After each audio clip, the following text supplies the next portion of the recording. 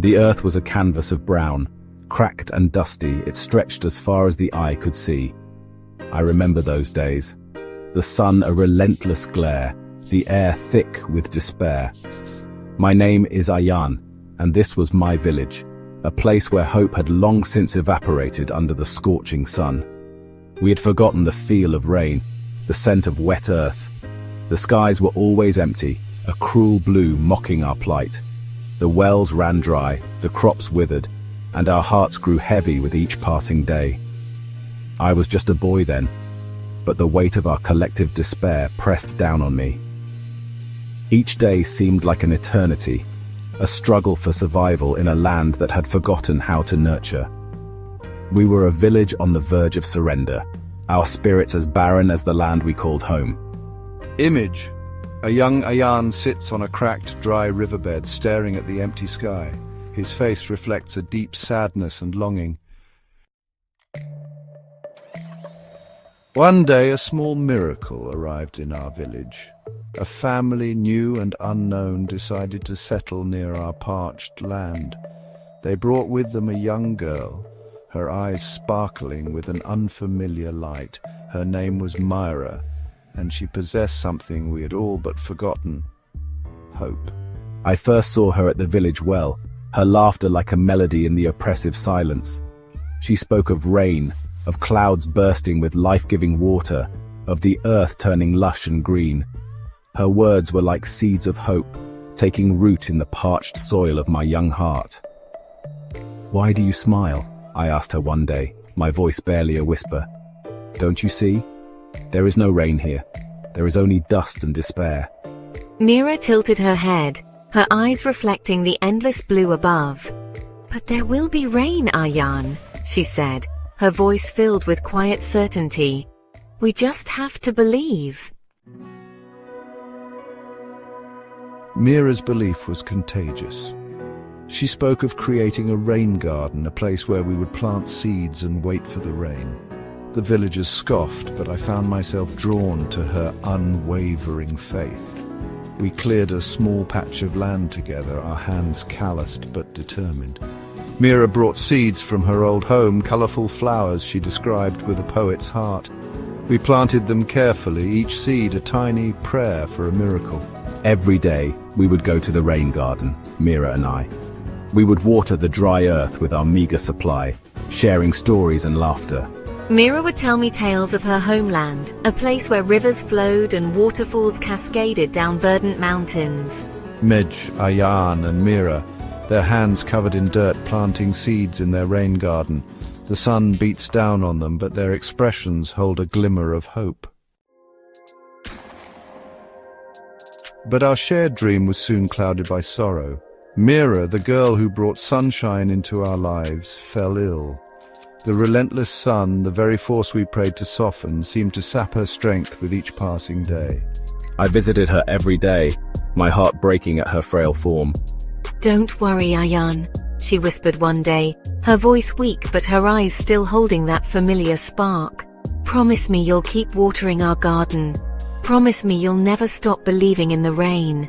I held her hand, my throat tight with unshed tears. "I promise, Mira," I choked out, my voice heavy with the weight of her request.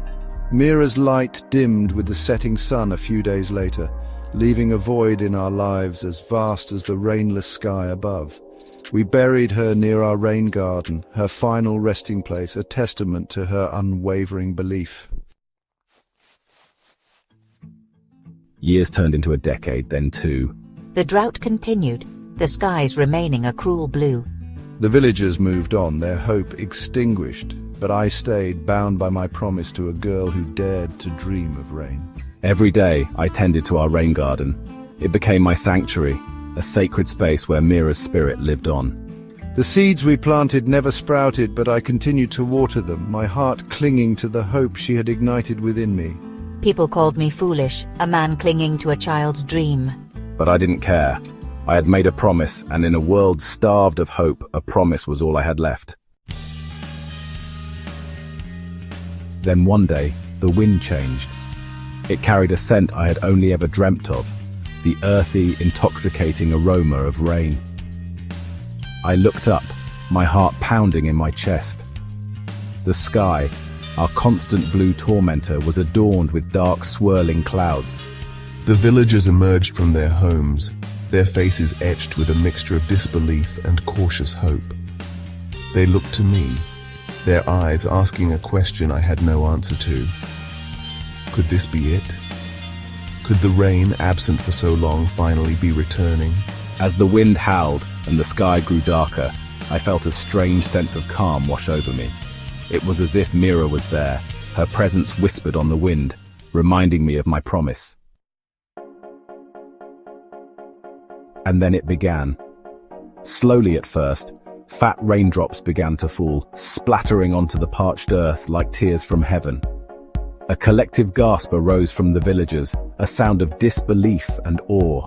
The rain intensified, transforming from a gentle drizzle into a torrential downpour. The dry, cracked earth drank greedily, the thirsty ground soaking up the life-giving water. And I stood there, tears streaming down my face, a mixture of sorrow and elation washing over me. Sorrow for Mira, for all the years she had been robbed of, but also elation because her belief, her unwavering hope, had finally been vindicated. The rain had come.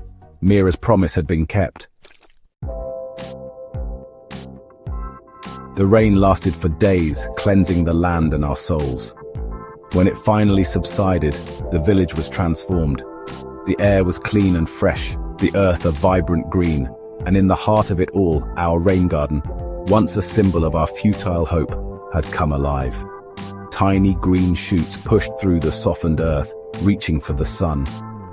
Mira's seeds, dormant for so long, had finally awakened.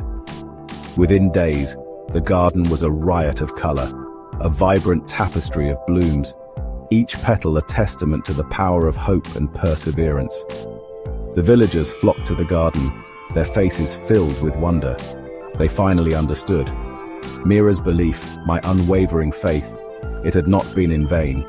The rain had come, not just to quench our thirst, but to remind us that even in the darkest of times, hope can bloom.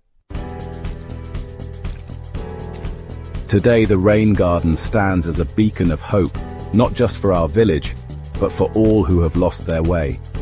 It is a reminder that even in the face of despair, we must never stop believing. We must never stop hoping. For hope, like a seed buried deep within the earth, has the power to endure even the harshest of conditions. And when the time is right, when the rain finally comes, it will bloom, transforming the landscape of our lives with its beauty and resilience.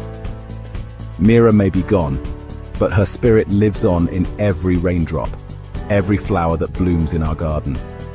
And so we continue to tell her story, a testament to the enduring power of hope, a legacy etched in the heart of a once parched land.